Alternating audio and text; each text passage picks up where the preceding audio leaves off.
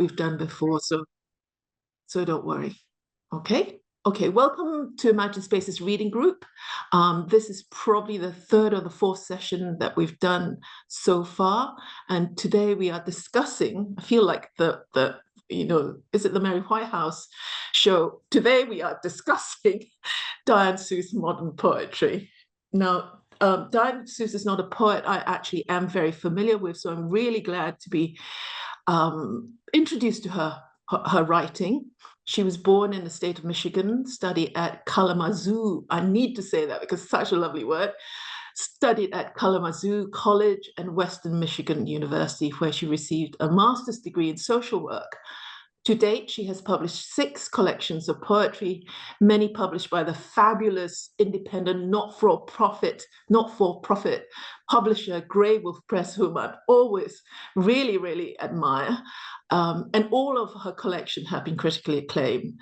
Frank, a collection of sonnets published by Grey Wolf Press in 2021, was really much garlanded, winning among others the National Book Critics Circle Award for Poetry and the 2022 Pulitzer Prize for Poetry.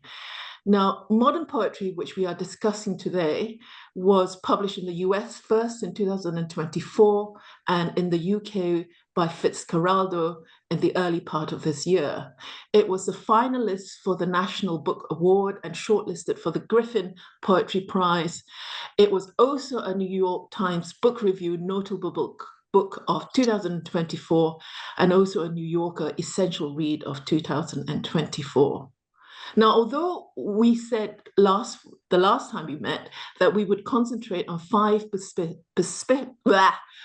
specific poems, My Education, Romantic Poetry, Poetry Against Poetry, and Bluish, I thought we would just do a little bit of a round robin to ask everyone here to say something about their overall impressions of the book.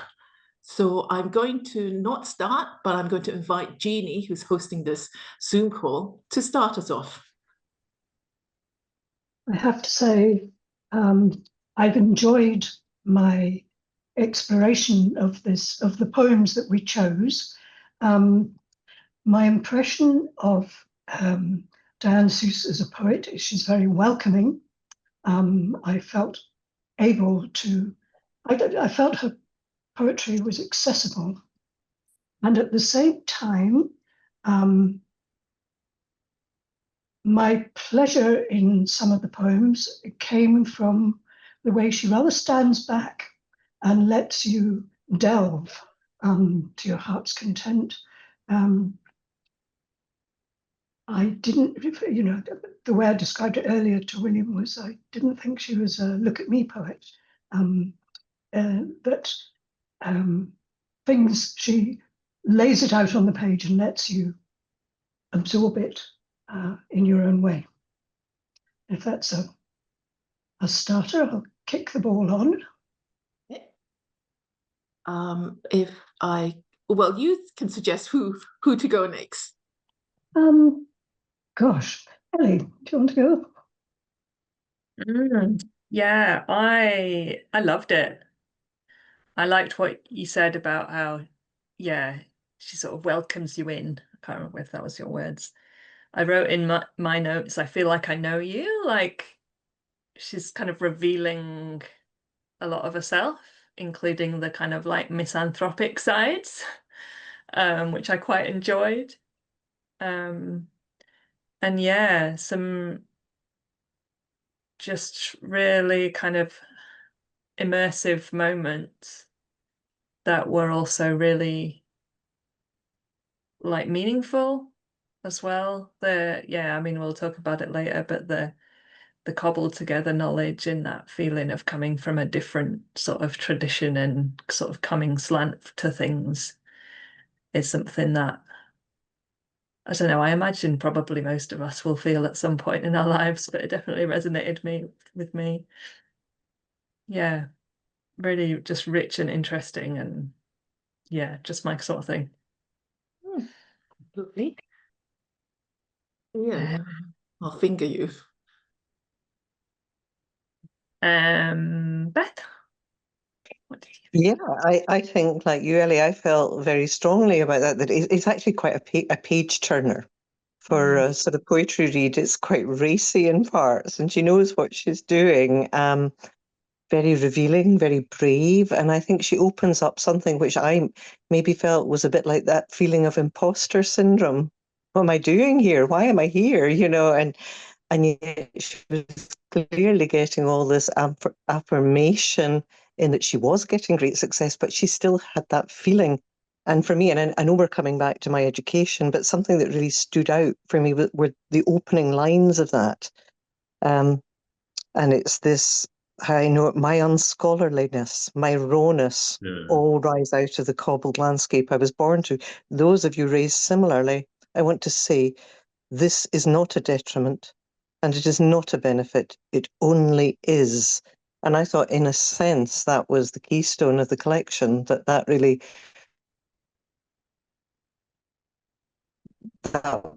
that came out to me very strongly about what she was saying. So I enjoyed it. Yeah. Oh, I think, yeah. Duncan, do you want to speak now? I don't know if we're passing over like that. Yeah, okay. Thanks. I was glad to have the extra weeks to read this and think about it because I found it quite hard to get into, I must admit. I think that's just quite simply because there's a heck of a lot of poems in the 120 odd pages. And I think also because it's thematically quite narrow in its focus. I mean, I'm sure we could find it shooting off in all directions, and we will when we talk about it more. But it is poetry, poetry, poetry. You know, that's overwhelmingly the subject. So I found it quite dense and quite hard to get into. And then two things helped me. I think actually the cover of the British edition, although it's very elegant, one of the ways I got into this book was because I did what I don't usually do, is I did a wee bit of research online, not much, but I looked online to find out who she was and what the background was, and I saw the cover of the original American edition, which turned out to be of her when she was about 18, with black hair and lots of thick eyeliner and a kind of proto-goth look, lots of heavy jewelry and things, and it was a really arresting image, and somehow that opened the book up a little bit to me. And the second more important thing that opened it up, I watched a video on YouTube of her being interviewed in some American university and doing readings of several of the poems, and they were hilariously funny. And it's great sometimes when you're struggling with what seems to be a serious work, and you can't get to grips with what the hell the writer's trying to make you feel, and then you see them reading and they give you permission to laugh. Yes, there are jokes in here. I wrote one down. You can't be present tense, that is, tense about the present. That probably doesn't sound funny when I read it, but when she reads it, she's got a kind of Midwestern accent, a bit like Roseanne Barr.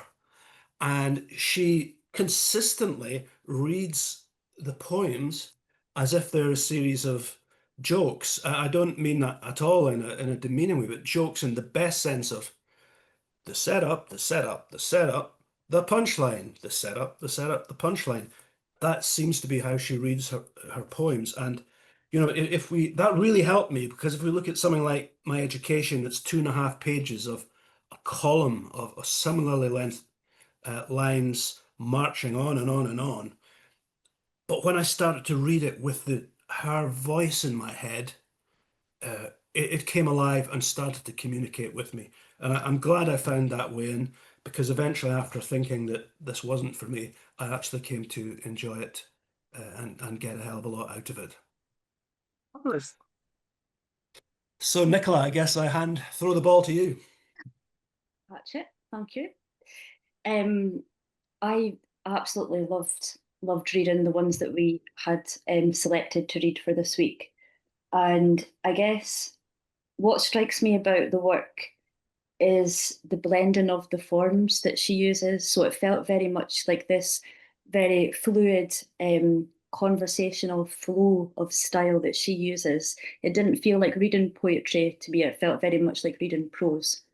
And in fact, the line breaks, I'm interested to discuss this later on, because the line breaks didn't really affect my reading of it. And I wonder what the intention is with using the line breaks with it. I love the way that she blends fiction with non-fiction, and I absolutely adore the creativity in her writing. So, Duncan, a bit like yourself, it took me a while to get into it. Although I read her pieces very quickly, and it was easy for me to read them. But I think to actually get into the deeper layers of the work, I had to read each piece several times.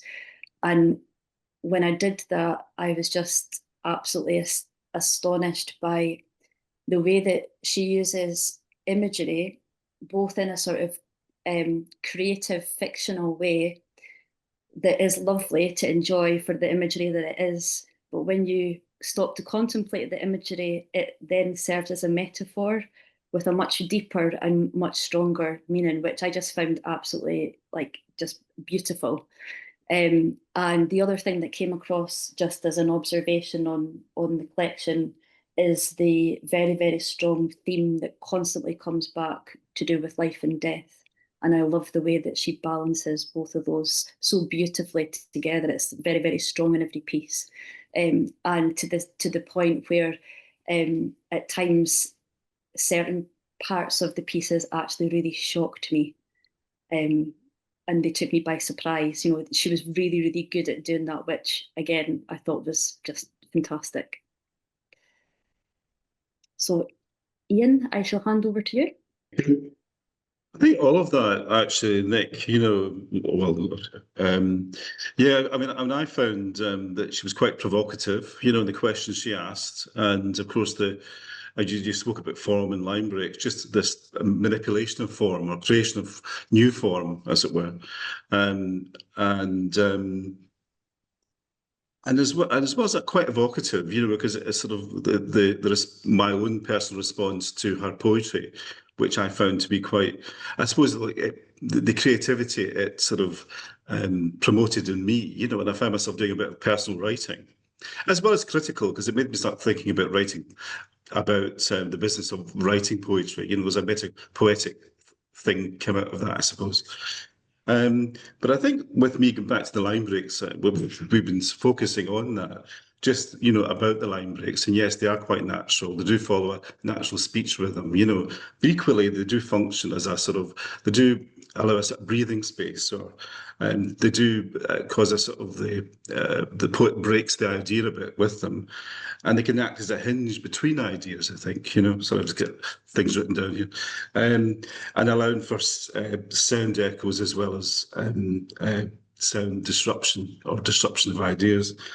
And also, I think just the viscosity of her language, how she builds these ideas, and she combines them with images, with artistic images. Obviously, she's not painting them, but certainly they form in your own head. Or whether it's through the colour blue, she uses blue a lot, and a lot of references to blue, whether in popular music or blue in Picasso, or blue and maybe Wallace Stevens, for example. There's lots of blue things going on, loads of blue, as well as the obvious things that are connected with blue. So I think that's an interesting area, that motif, the whole blue thing. And with that, I suppose sound as well, the implied sounds, music, popular music, as well as the more traditional, earlier music. And I think just from what you've said, just she is welcoming and she is inclusive. She's not exclusive. Yes, her ideas. She's has a broad knowledge of literature, but she's. I really like the way she shares, or she allows you to participate or engage with her ideas. And the way she underplays or understates things, I find that quite I like that, you know.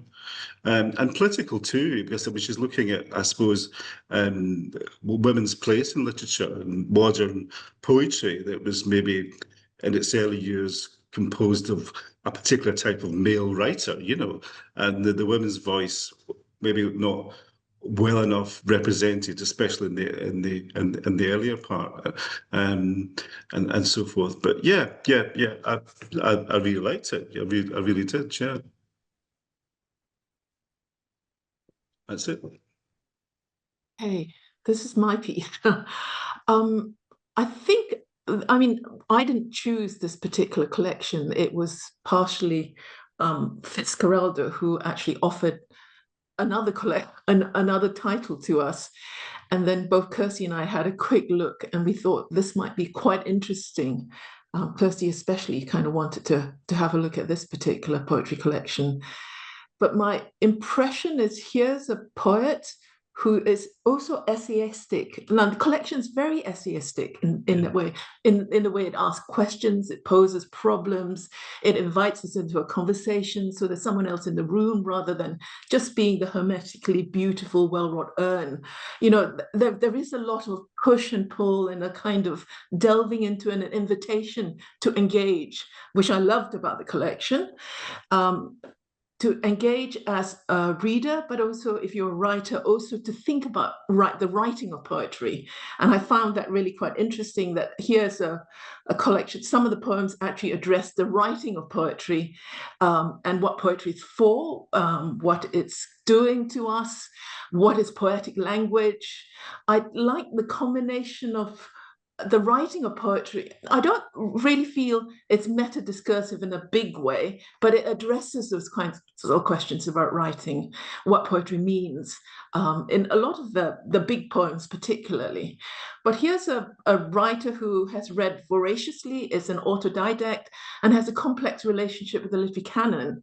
So that although she invokes Keats, and you know, there is a kind of sense in also being on the outside of the window looking in and actually wanting some of this and actually then engaging with some of this and taking from it what you can for yourself. So I like the whole sense of being a magpie because I am myself partially a colonial education. So I always feel that I'm outside of the mainstream. I'm not a literary scholar in the main sense of the word, the mainstream sense of the word, have no sense of literary tradition because this is not quite my tradition, but actually also have read enough of it to have a sense of what that literary tradition might be. So I love that about thematically. I love that openness about her in that collection. There's a lovely quotation. I listened to the interview that she's had, the conversation she had, which appears on the Fitzcarraldo site, in which she has with the poet and academic Sandeep Palmer, where she talks about modern poetry coming from the project. The previous project was about sonnets. Frank was a collection of sonnets, if you like. And she says, just to quote her, "I found myself needing to teeth her upon the essay." And this was the hook for me, the essay, the essayistic kind of, the essay or the kind of venturing out and see what comes. And the collection of popular culture as well as high culture as part of it. So I found myself needing to teeter upon the essay. I found my way, this in certain poems in modern poetry, to be more prosaic, rhetorical, argumentative, intellectual approach. But at the core of that was a feeling so tender and fearful and vulnerable, and tonally that's lovely in her poetry, so tender, fearful, and vulnerable, that the only way I knew how to engage with it was with my mind.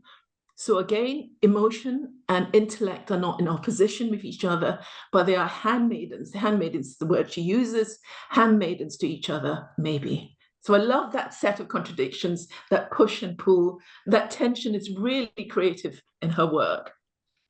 Okay, so let's open up with the first, I suppose, the first set of themes that we might actually want to address, and someone can pick out something from the collection of 5 that we look at. The cobbled together intellect versus the poet that's steeped in literary traditions. And this applies to writers as well as readers, I think. Anyone wants to kick us off? Okay, Jeannie? Can I just come back on what you said about the essay? Because as I delved into the collection, and everybody's mentioned this idea that it could equally be prose, and I was thinking the lyric essay and her poems are not far apart. You know, that was my feeling, that there's an almost a melding of those two forms, because she's intensely lyrical at times, and then she'll step back again, and you'll see a poetic flourish in some of the lines. Which poem did you want to look at first? Well, I thought we might try, let's try poetry. Actually, let's try poetry. I love those opening lines. There's no sense in telling you my particular troubles, you have yours too. Is there value in comparing notes? This is such a wonderful opening to that particular poem, I think. You know, we all have preconceptions of what poetry is and what poetry should do. And this again, and what, you know, whether her verse is confessional or not, we're always taught as students not to think of it as confessional poetry. You know, a lot of things are thrown up, and just see what comes out of it, really. Love those lines. The danger is in teetering into platitudes. You know, this is her talking to herself about writing as much as talking to us about writing.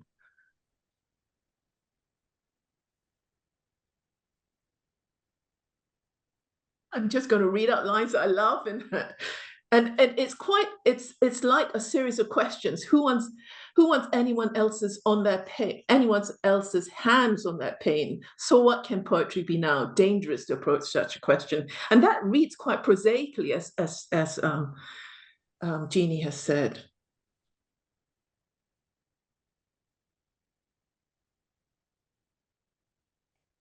My notes on this one was just to write down the last two words, never wise.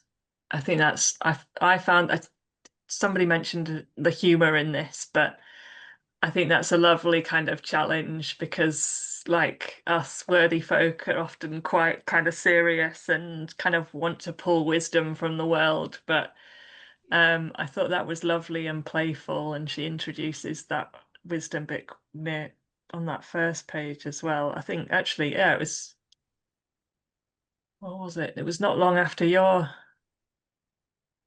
teetering into platitudes, wasn't it? The wise don't often write wisely, do they? The danger is in teetering into platitudes. Yeah, I just love the movement of that and the sort of playfulness. Yeah. She picks that up again with, maybe truth is the raw material of wisdom before it's been conformed by ego, fear, and time. Yes. Yeah. Indeed. Well, that ends us into, I presume, a dialogue with Keats. You know, beauty is truth and truth beauty. That whole. Yes. Yeah.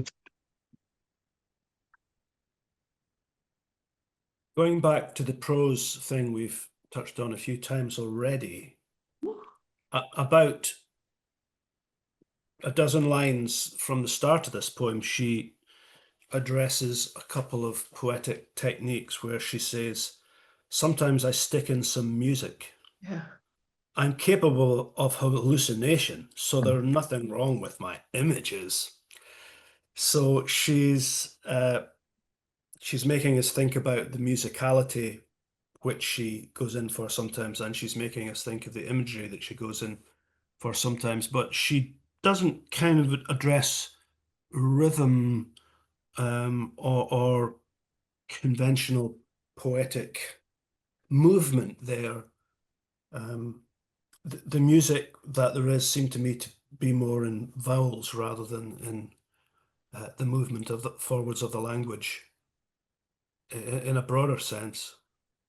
And the imagery is kind of dropped in occasionally. You know, that there isn't a whole poem that's structured around a particular image or a series of images. So we're back to that conversational, prose-like porridge with a few jewels of nuts and raisins dropped on top of it. I just wonder why we thought she might choose to be interested in those two aspects or potential aspects of poetry and not the more kind of melodious side, if you like. A lot of the poetry, not this one particularly, but do you not remember a lot of the actual titles are titles of forms like arias, ballads? You know, they are self-consciously in some ways kind of invoking musicality. Quite ironically, a lot of the time, don't you think? Yeah, that's true as well. Yeah, I mean, I think they're highly formal poems in many ways. I think they are. I'm interested to hear people talk about them as being very prose-like, because although they flow conversationally, and we've talked a bit about line breaks and things, I look and I see her line endings and I think, oh yes, that's very much formal poetry. And I do think she is funny with some of her titles. And yes, you have things like Threnody and things, and these are very, very formal things to title a poem. But I also notice where she's talking about, say, a sonnet or a villanelle or whatever, that inevitably it won't actually be that. It may discuss that, but it will not be that. And it gets, I think she's at, page 98 before she has a title that says ballad that ends with bitch. And in fact, she doesn't subvert her title at that point, but all the way through, I think she's been quite subversive and naughty with her titles, because what follows does not deliver from your expectation of the titles very often. I think it's very naughty indeed, and I admire that. I'd like to suggest that comes back to the humour that really comes over strongly when she's performing absolutely. her. And I don't mean this as a diminution at all, but some of the poems almost read like stand-up comedy routines, carefully honed stand-up comedy routines. Oh. I would imagine there's quite a lot of us here have been at various spoken word events, and there is this thin line, and sometimes there are people who are very, very accomplished performers of their work, very, very wonderful spoken word people, but when you see it on the page, it doesn't work, or it doesn't work nearly as well. And I often wonder if their end product should be the page. Whereas I read these and I think, no, these are formally written poems, and I actually think her line breaks guide me where to breathe and how to read the poem. And I think she's absolutely in control of that formally, and I find that very helpful. Fun, isn't it? I mean, we're probably getting ahead of us because I'm actually interested in line breaks. I dabble in a bit of poetry on the side, but not much. But I'm always quite interested in what the line break does to the reader.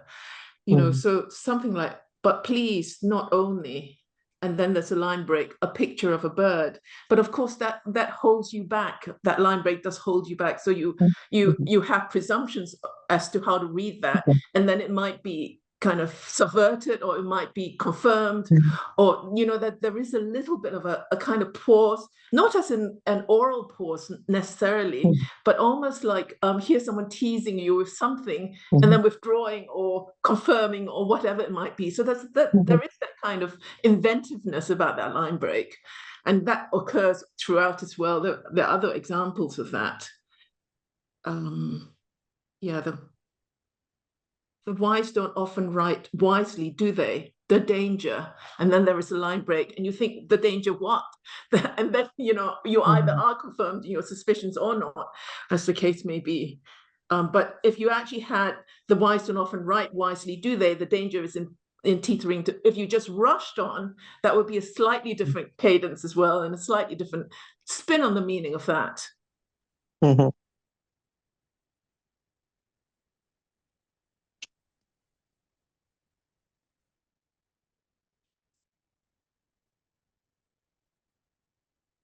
I think I take your point about them being performative poems. Really, you know, I think they do need to be read out. I think to catch that cadence, as it were, that nuance. You know, sometimes. You know. Once I'd heard her reading a few of them, I found it easier to read them myself with her voice in my head.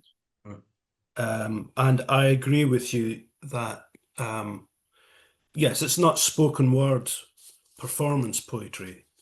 You know, I got more out of it hearing her read it, but it does stand up on the page or lie down on the page and works that way too. But, you know, it's not Keats, you know. Yeah. It's not that kind of working on the page poetry. It's a different kind of working on the page poetry. I think that's where the involvement of the reader comes in. With with Keats, you are watching the beauty unfold before your eyes. Here, there's a definite come on in and involve yourself here, and listen to what I'm saying, but think your own thoughts. I really got that message loud and clear. Yeah, I noticed a couple of things in relation to that. One was that on more than one occasion she says something and then says maybe question mark, and we're obviously meant to think it through ourselves. But also, this is more important, this really interesting one, which I haven't got to the bottom of. She uses the word you a lot. She's addressing the poems to you, but who is it? Sometimes it seems to be her mother, sometimes it seems to be herself, sometimes it seems to be us, the reader.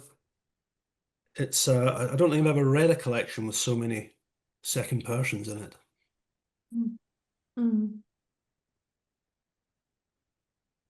She does dedicate the whole collection. Does she say to the reader or her reader? Yeah. Which, I mean, I took that quite seriously. I thought, you know, she's talking to me for most of these. But yeah, I also enjoy the kind of complexity of that when you're not quite sure. But I think we've talked about that in previous previous sessions of these about who is the you when somebody's writing. I do enjoy that question. That's maybe also true about asking the question, who is the I in the poem? Because partially my sense of this, you know, you're all, as a student, you're always told, don't read poetry confessionally in that way. It's not simply, it's the I is just the I on the page in the kind of modernist sense of this is the product of just words on the page rather than autobiography. But there is, on my senses, it's a very strong sense of presence. You know, even the presence is actually just made up words on the page. There's quite a, to my mind, kind of quite difficult not to read this in some ways to be about her, but also that her, that I that is her is probably more expansive than just her, because of course she invites us in, and the stuff I identify with to do with that cobbled intellect, it's actually very, very kind of opening, you know, very expansive, and invites us to feel that we also have a stake in all of this. It's the echoing of that outsider viewpoint. You know, an outsider poet saying, you also will be outsiders reading this and looking to come in.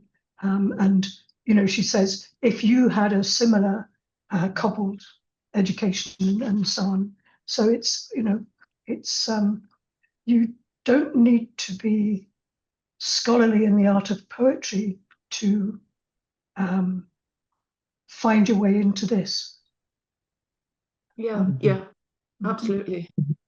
I've just checked, by the way, in all 5 of those poems that we chose to look at, pretty much at random, they are all addressed to you in one way or another. Is every poem in the book addressed to you? I'm not sure, but all 5 of those were. Is this a good time to talk about cobbled? Because Jeannie, you brought it up there, and it's been mentioned a few times. When I hear the word cobbled, I think of cobbled streets and something being cobbled together. But it seems like she has a slightly different set of meanings attached to the word. Is that an American thing? A cobbled landscape and a cobbled house. I've never come across the word in that context before. My thought is that she was using it in that sense of cobbled together. The house was made up of, it wasn't made up, like from an architect's drawing or something. It was just cobbled together over time from bits and pieces that came along as her education had been. So I don't think you're wrong with your cobbled together idea. Or possibly, I suppose I could have looked this up really, couldn't I? A cobbled house is, it is like a cobbled house is, field stones and mortar, slipshod, spare parts welded crudely, but cleverly. So is that is a cobbled house one that's made of stones picked up from the fields rather than concrete blocks or bricks or something like that? Maybe that's an American idiom. Yeah, I took it very much to mean, those descriptive, just what you read out are very much, I saw like Yorkshire Dales landscape with the dry stone walls and those quite small like fields with, she says field stones. And then goes on to talk about the kernels in a cob, which I don't know, maybe we need to dig into the etymology of this word because corn on the cob and those the way that the kernels sort of align like naturally but in rows, I thought was a lovely next step for that kind of metaphor or imagery to go. But then she confuses it by saying the cobbled lushness of the trees. How can trees can be lush? That's easy. How can they be cobbled? She's really stretching the word there. Unless she's just chucking it in for a bit of fun. I wonder if she was referring to the nature of nature being cobbled. So, like as in a comparison to the linear architecture of plans and strategy and traditional education versus her education of being a child of the wild. So she wasn't surrounded by trees that had been strategically planted. She was surrounded by trees that were cobbled on the forest floor.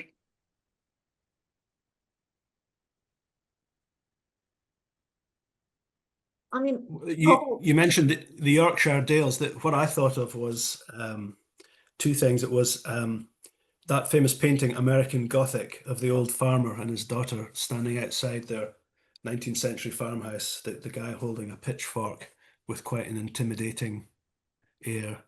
And I also thought very sadly of J.D. Vance's book, Hillbilly Elegy, about growing up, hard scrabble, southern life, especially that bit where ducks or a pheasant thrown erratic on the back porch, payment for something given or not taken. It felt like we were in hillbilly country here. Yeah.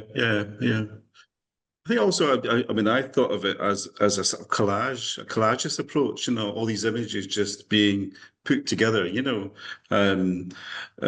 house, the landscape, and then there's this quotation in my education, blood-coloured butter dish, yellow perch in a cobalt blue plate encircled in fried egg sacks. It just seemed quite like an old master, or not like an old master, but like a painting, had been inserted in, just a bit as if this sort of ad hoc sort of approach to composing the image or the what have you, it's a bit painterly, isn't it?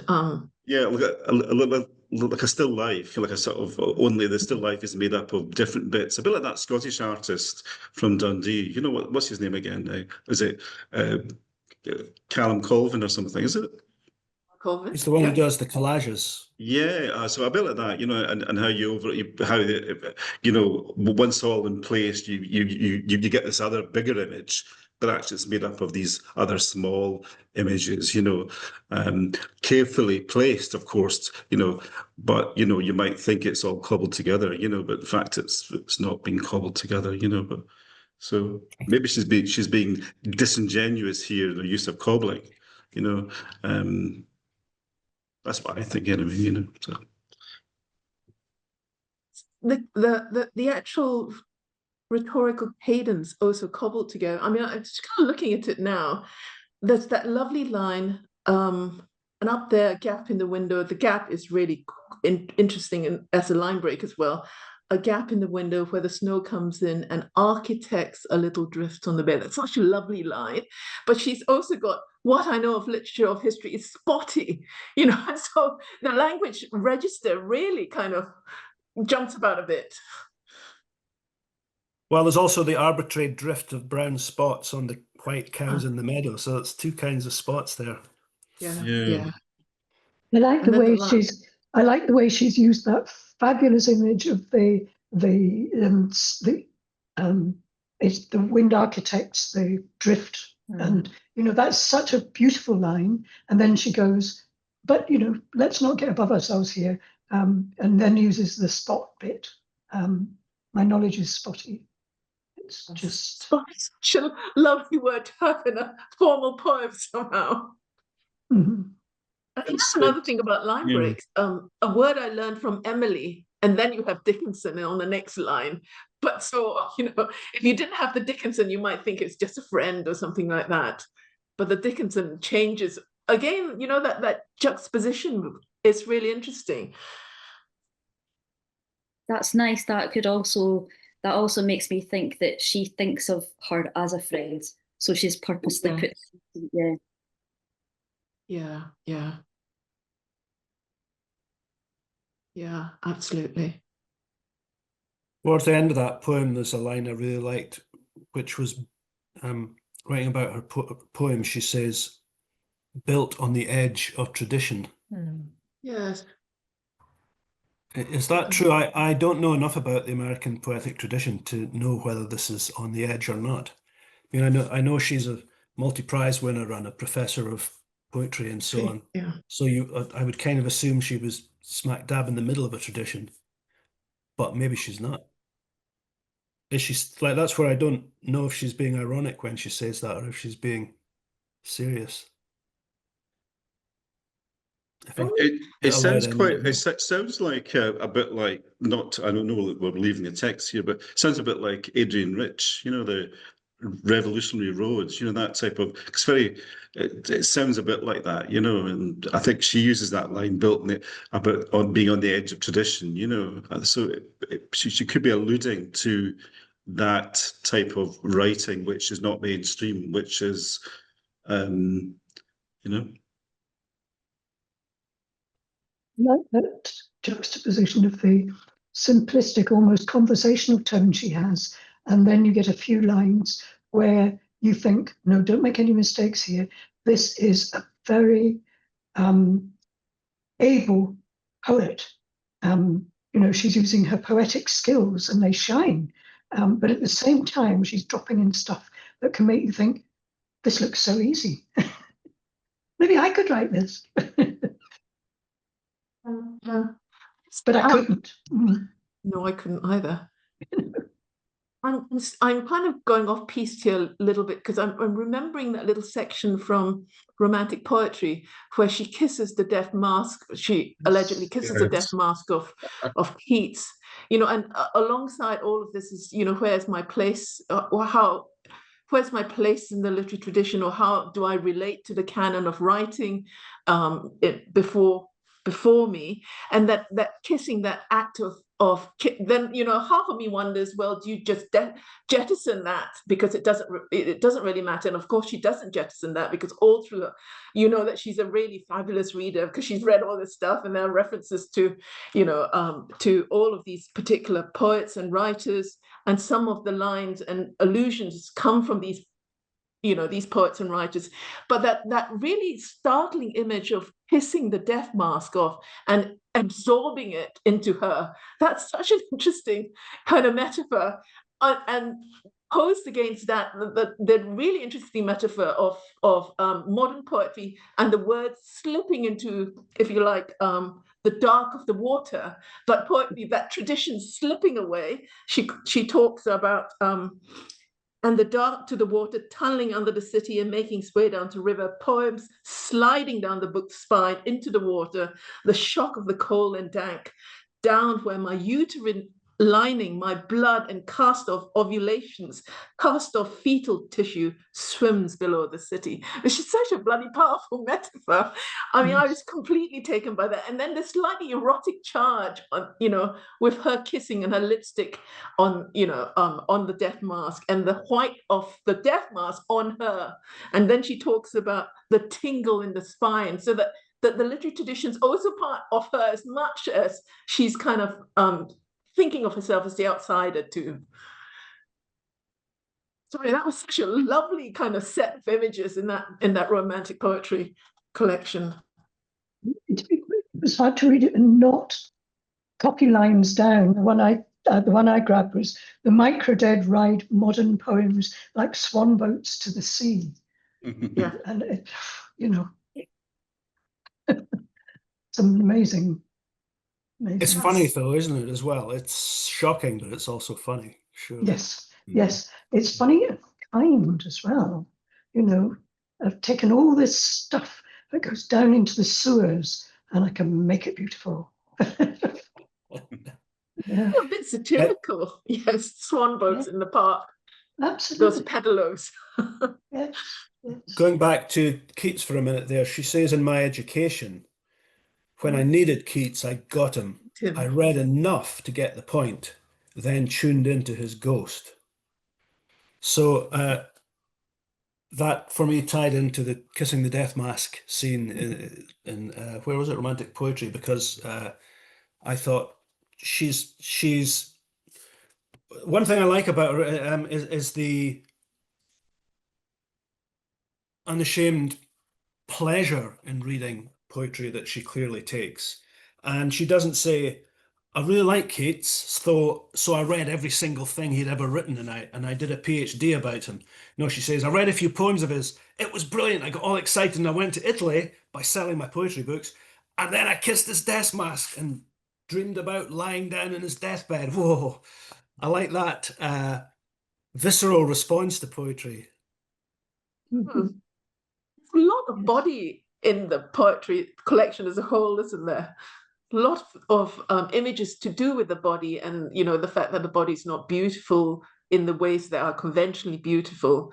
There's all this stuff to do with the female body, particularly that kind of runs through as a kind of stream almost through some of the poems.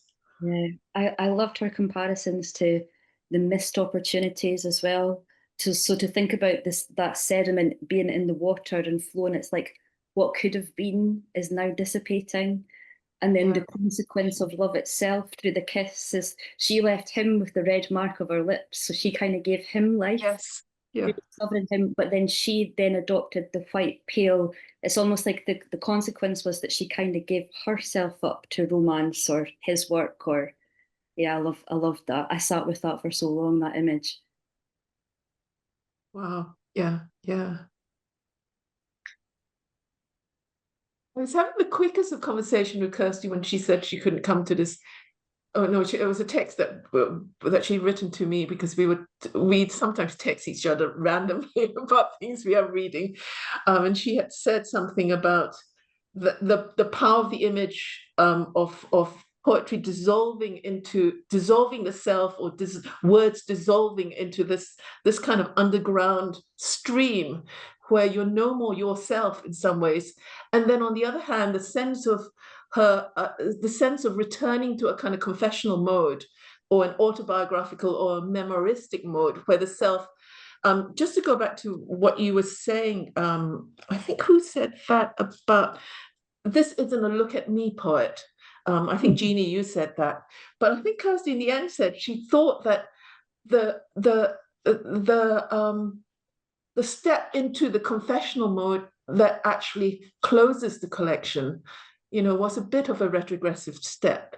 I might be overstating what she did say to me, but she almost hinted like towards the end of the poem, towards the end of the collection, this whole idea of, if you have dissolved the self into all of these words and commas and kind of end, you know, can end stop lines or not end stop lines, then what do you have? You know, how do you reconstitute? I mean, it's the reconstitution of self in the end, the I, not an self-aggrandizement, really, at the end of the day. I can quote you, if I get my phone, I can quote you what she said to me, which is quite interesting. Ah, where's my phone? Talk among yourselves, I can't find my phone at the moment. I was just... Setting against romantic poetry, I loved the very last poem in the book, The Romantic Poet. Did anybody else read it? Yes. So it's so very short. And I just love that because it's very, very simple and very powerful. Yes. You know, that yes, we can look at Keats, we can look at, you know, what he did, how he did it, so on and so forth. And she does it all in one line. It's just Together, I said. It's There's the last poem in that collection. Yeah.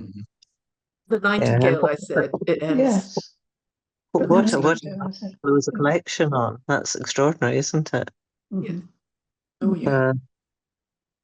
I had wondered about some of her final couplets and things in various poems where, when we're talking about the confessional and how we cannot always read it as the person, there was something that I felt was a bit look at me when she addresses herself in first name terms. And the first time it happens, it's quite a shocker to break that barrier and to name yourself. And it is obviously quite unusual. She does to do say, that. yeah, she does say Diane, doesn't she? Don't Yeah, she does. narrativize. Yeah. But she did it about half a dozen times. And for me, the kind of shock or the value of that diminished with each time it happened. The first time it was a what? But it was almost as if she does have to keep reminding, no, actually, this really is about me. You're not getting off the hook. You're not thinking in academic terms. This is about me. So I felt that did say, look at me. Yeah, yeah. I mean, she does say quite categorically, right at the start in one of her ironic assertions, the project is my life. My project was my life. Well, that's from My Education. Okay, this is Kirsty. Where was it? I'm not convinced in the end, I think. They are riveting of the poems, the collection. I couldn't put them down. But in the end, she seems to me she can't get past herself. There's a self-aggrandizement there that inhibits the poem being able to do its work. The idea of letting modern poetry slide away into the waters is such a fantastic one. But then she really simply recovers tradition by way of the confessional and romantic poem. Again, she says, looking forward to our discussion. And of course, she's not here. Or she couldn't be. Related to that, I love the lines, it's in poetry, which sets itself up in a self-aggrandizing way and then pulls the rug out from under its own feet. So, what can poetry be now? Dangerous to approach such a question and difficult to find the will to care.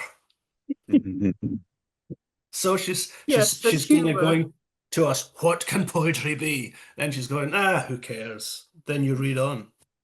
And she goes, but we must not languish, soldiers, as if reading poetry is like as dangerous as going into war. She's calling her readers soldiers because we must battle on to understand the poetry.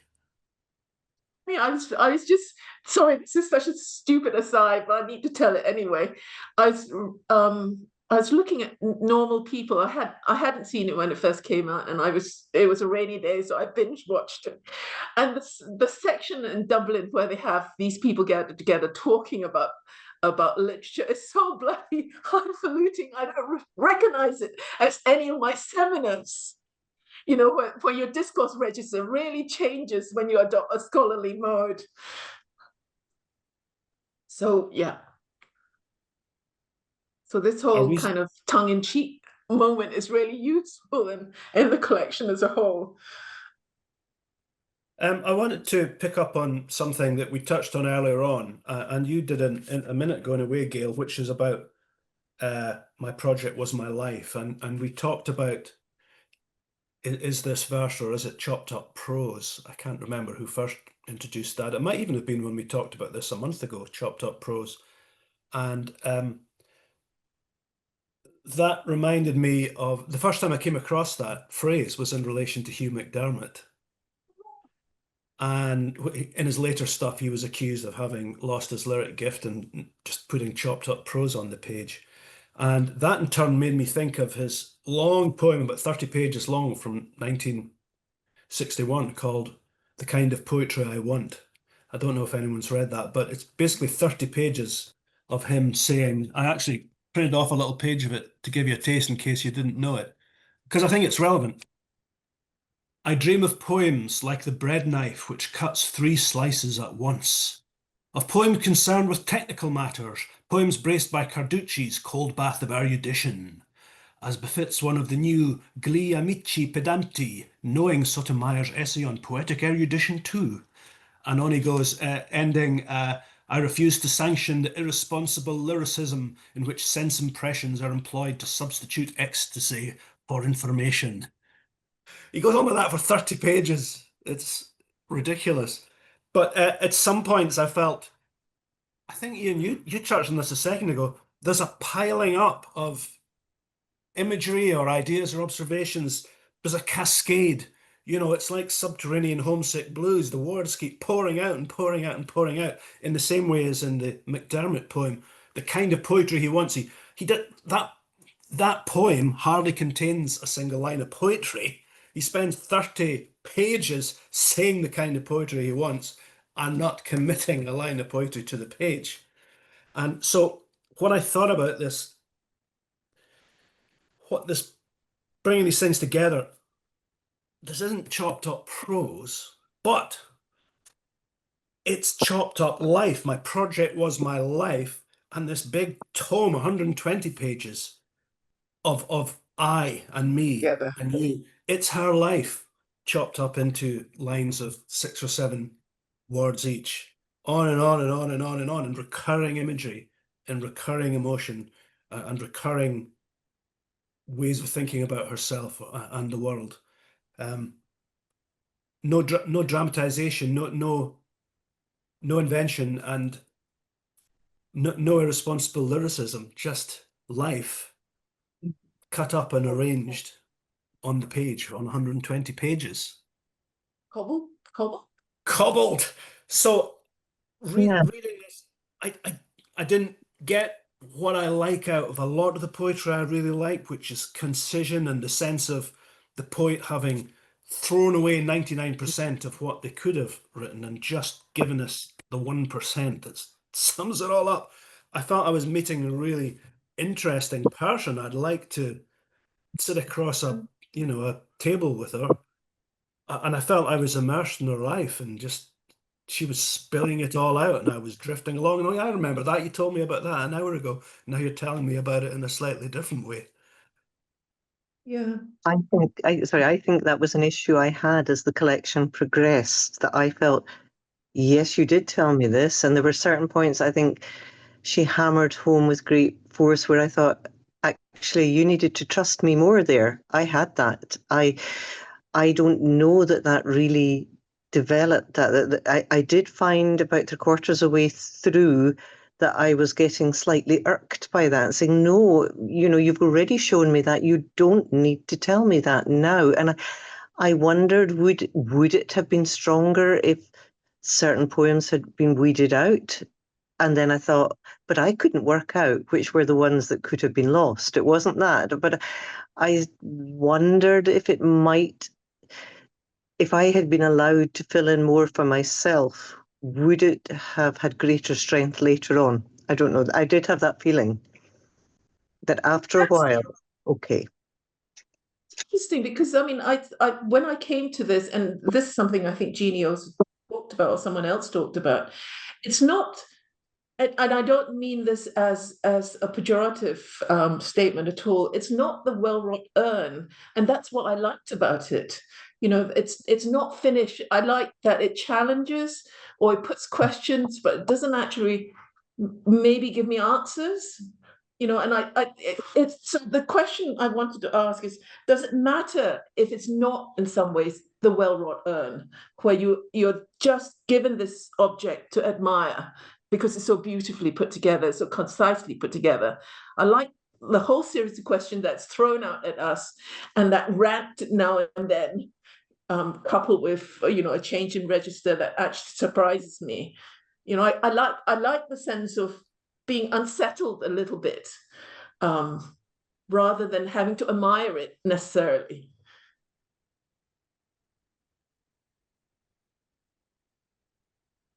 Well, I guess it's just a different thing. It's a different approach to poetry. You could like an urn, I can earn as well, yes. or you could like this. I mean, I do think this makes demands on us because it's such a lengthy collection. It's like reading a selected edition, a selected, or collected poems almost. Yeah, Beth, I kind of agree with you. I came to feel it was kind of too much of a good thing, but then that's not necessarily entirely about the book. That's about how much time I might have to read such a book. Yeah. So it comes back on me as well as on the book itself, I know. Yeah, yeah. I was very glad that we selected these 5 poems to concentrate on. That really gave me handholds to to negotiate the kind of face of the book as a whole, while concentrating on these ones most closely. Sometimes the small ones kind of leaving the hefty poems, the poems with looks that she has, that she's talking through some things, or she has lots of things to say and she wants to say it. They're the small poems that also sit alongside that. Actually, I was going to think of which ones I mean. The best poem is no poem in a swathe of poems or a swathe of poems. The best poems is without genealogy or fragrance. The small poems, comma, to be never touched again. The line has a sound, hear it. I don't want to bring a story to it, not even an image. It has a sound, listen. Those small little poems sometimes are wee gems of sorts, against the ones that have an argument to make about something. Yeah, I loved talking of the small ones, Curl, quite early on. I think that was probably my favorite. Let me have a look at Curl. You can't hide from what you made inside what you made. Yes, so yes, I'm told. I remember that line. That's a lovely line. Both the beginning and the end. The beginning, no longer at home in the world. I just think that's sort of sad but very expansive start for a piece of art. Yeah. And and then the middle has some real concrete pickle shop and bogs churning with bullfrogs. The cemeteries of bogs, yeah. Yes, It's got that you. Yes. And it's Shakespeare and things, and I think, I also lit on that poem. I really liked it. Yeah. Now, I know we're running out of time. We've done a full hour. We can do a little bit more. We haven't talked about Bluish, so I'm going to turn to Ian. Yes, maybe to talk about Bluish. It's something you've selected, but we also haven't talked about the picaresque. I think the picaresque was just something that was something I'd taken from the jacket from the gloss, and just maybe had thought about in relation to more again what we've touched on, the memoir narrative, aspects of her life, and how she maybe presents herself. I mean, it's not picaresque as a genre, but just as maybe as a stylistic tool, enabling the poet, as the anti-hero in a sense, not completely, but I think that there's an element of that, where she wants you to look upon her with a kind eye, you know, a sort of she wants to bring you in, you know, in the way that if you're reading something like Don Quixote or something, you know, or you're reading Tom Jones or things like that, you might want to sort of you're quite sort of enamored with the anti-hero there, you know. Not quite like that. There's an element of that, but there's certainly a lot of her in it, or we assume there is quite a bit of her in it. Although with Jeannie earlier, you know, just before the conversation started, we thought that perhaps there wasn't really a great deal of her in it. That there seemed to be a lot of her, you know, in the collection, but in fact maybe there wasn't as much as we thought there was. You know, she seems to be giving you information about herself, but maybe not a lot. She certainly gives a lot of creates a lot of links with other writers, with other modern writers. You know, she sort of bags up with those. But the picaresque, it was just an interesting idea. You know, I thought. But looking at Bluish, I have it here. Looking at the page. What do I want to say about that? There's lots of blue in that, you know, manifestations of blue. You know, what does blue mean in any of it? Is it a low mood, or is it suicide, or what is it, or is it just don't know. This I've was got a a. blue. Sorry. So no, on you go, Ian. Sorry. No, just thinking is that I bought a blue knife. I couldn't, and you know, I couldn't help myself. It did not change my life. It cut the same as any knife, though blue. And she goes on like that, actually. You know,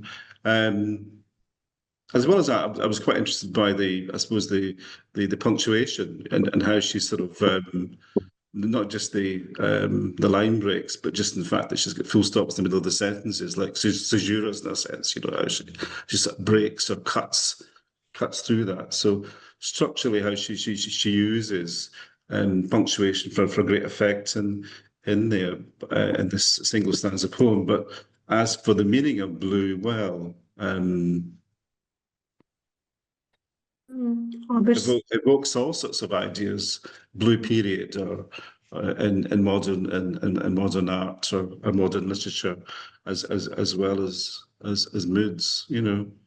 Going back to my observations about, you know, lyricism or music earlier on, this really seemed like an outlier to me compared to any of the other main poems you read, and perhaps to anything else in the book. I mean, I really wonder what the heck she's doing here. I mean, to read the same bit again, just with slightly different emphasis.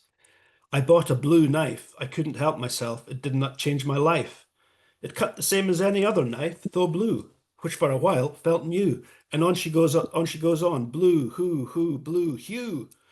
True, glue, tattoo, pull, cue. You know, it's just an incredible narrowing of the vowel sounds in this for me, to quite bizarre effect. You know, it's really drawing attention to itself. I just wonder why. I had an idea on that one. To me, it made me think of Plath's Daddy poem, and the the sound of ooh is like True. Yes. in a like a to as a childlike sound, which I think goes with exactly what you're saying, Duncan. That simplicity of these lines, it almost feels like it's playful, it's childlike, and it's so drastically different from the actual context or content of the poem in terms of what's actually happened and what she's done with this knife. So yeah, it made me think of class, and yeah, the childlike, the yeah, juxtaposed with the serious nature of what she's done.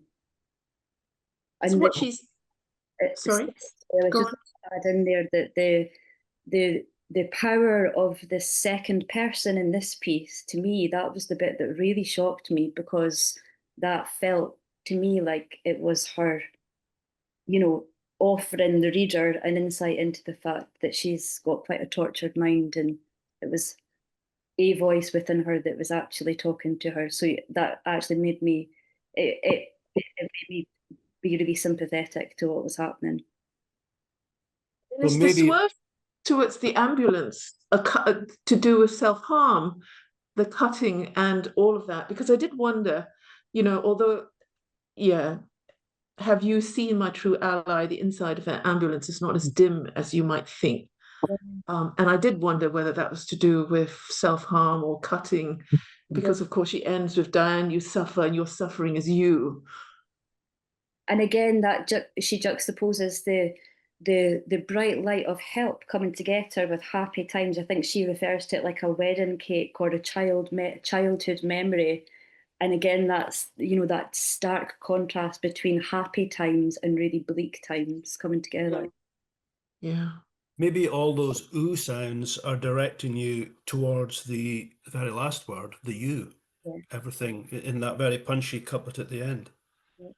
You see, I felt it was a punchy couplet, but I felt it overstated something that was already there.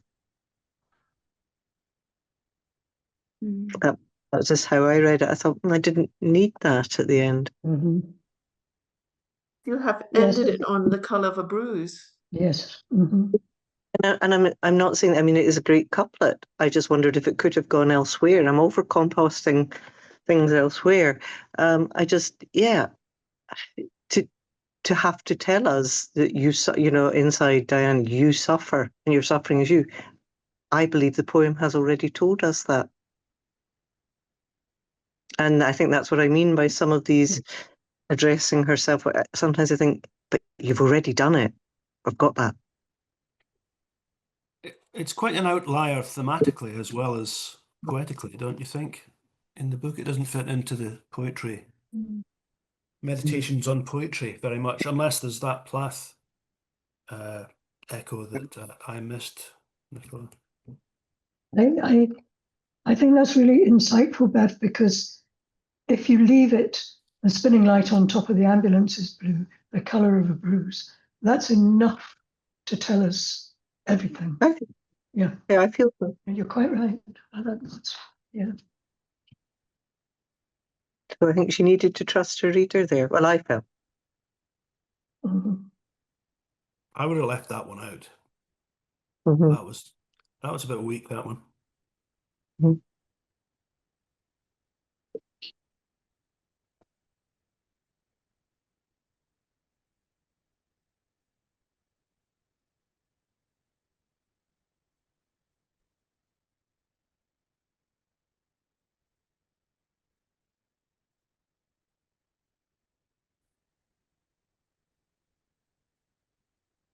There are a sense in which poetry is also a kind of therapy, because of course this is addressed to her in some ways rather than us.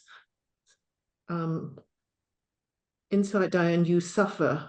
This is her talking to herself, presumably, and your suffering is you, which is a kind of, I don't know, a kind of psychological stroke, I don't know, not even psychoanalytic, but a psychological truism of sorts, as if this is her looking at herself squarely and saying this.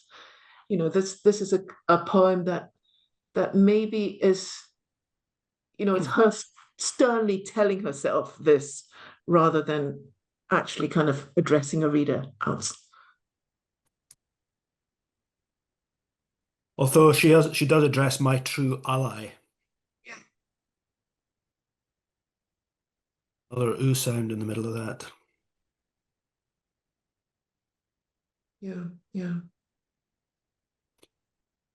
So when it says inside Diane, you suffer, that's a pun on inside the ambulance and inside her head, I guess.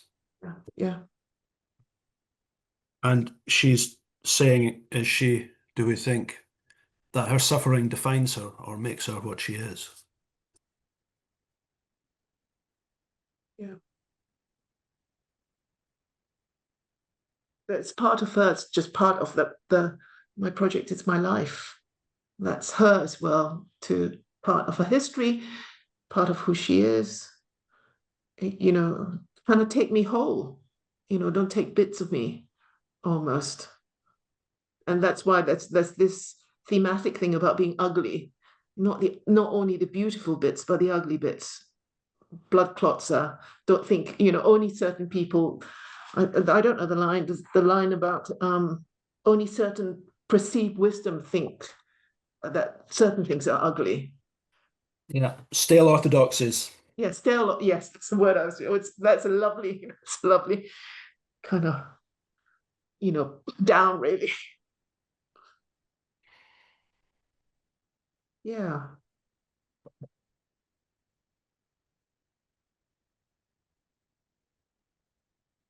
Yeah, I suppose we ought to.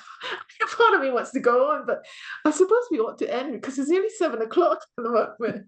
And I'm thinking we've talked at length, although the things that I still want to talk about really, I find in some ways I am really interested in poetry, or I don't think she fails, but I'm interested in poetry that doesn't, that isn't prettily presented, if you like, that actually challenges and doesn't actually always meet its challenge.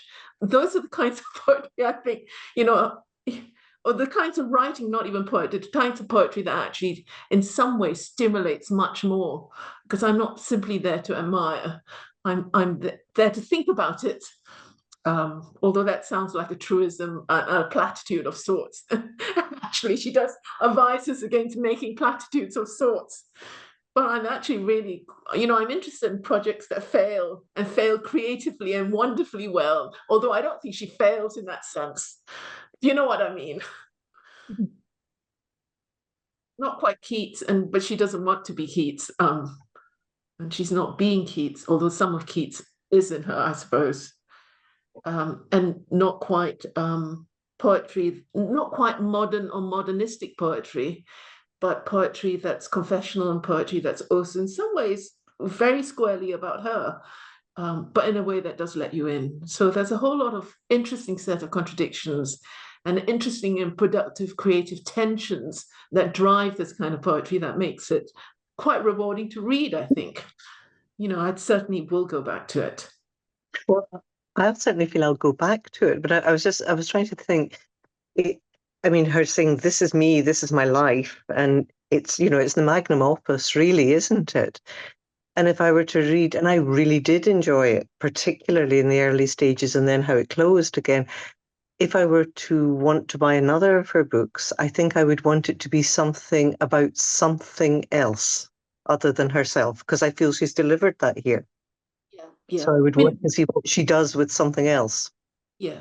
I mean, I haven't read Frank's sonnets, but that's a collection of sonnets. And her talking about this as an essay collection, but written in poetry, is an interesting kind of, venture almost, not wanting to repeat what she's done before in writing sonnets. Yeah. So if you're saying it's what you like, Gail, is where something might fail, but can we say that she's been brave in this collection? Has she taken risks? Yes, to my mind, she has, and that's why I have got a lot of pleasure out of it, even in the poems I didn't particularly enjoy. Although there's a lot more, there's the probing is so very interesting, I think.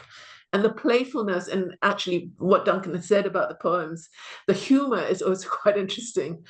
The fact that there's juxtaposition of all quite different voices and different cadences and different registers and different kinds of allusions that cobbled together nature's really kind of, I'm quite taken by that.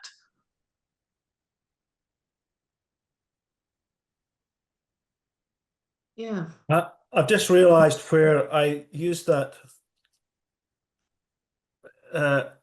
inelegant metaphor earlier of a bowl of porridge with nuts and raisins dropped in it. And as I said it, I thought, oh shoot, Fitzcarraldo people are going to be hearing me say that and they're going to think I'm a right idiot. I realized where I got that from now. It's from the My Education poem. As well as the cobbles, there's also hobbles, or at least stray hobnailed dishes, studded, rescued from an abandoned house on fire in an array of jeweled tones. And then it leads into the bit you quoted earlier about the blood-coloured butter dish, the yellow perch. That's it. Hobnailed dishes studded with things. That's where I got that porridge thing from, I Yeah. think. Yeah. Actually, you know, and I don't know where I've got this from, and that's thinking in relation to Ian, idea of the picaresque. I'm sure I've heard her talk about, not her, maybe someone else talk about her writing in this collection as burlesque. But I don't know where I've seen that, because it's the performative nature of the burlesque, you know, which is kind of half tongue in cheek, half certainly dramatic performance, but also a kind of parody's too strong, maybe kind of ironic kind of staging of it. I should find out where I've actually, I don't know where I've got that word from. I'm sure I've heard it quite recently of this particular collection. That makes sense for me. It's another way of saying, I think, the stand-up comedy or the humour and the irony that pervades the whole thing, that I learned about from watching her read and talk about it. Yeah, yeah. Burlesque, which is both itself and a comment on itself as it's going along. Yeah. Itself and a parody of itself. Yeah. Hey, we need to draw this to a close and go and have our gin and tonics in private, perhaps, if not together. Although one of these days we should do that together on screen. Let's draw this to a close. Thank you everyone for such an interesting discussion, which actually has lots of legs and could go in quite different directions. It's been a particularly rewarding discussion for me personally, because this is a collection I've thought a lot about. So thank you very much. We can switch off and talk about the next time we meet, if you like. So we switch off the recording.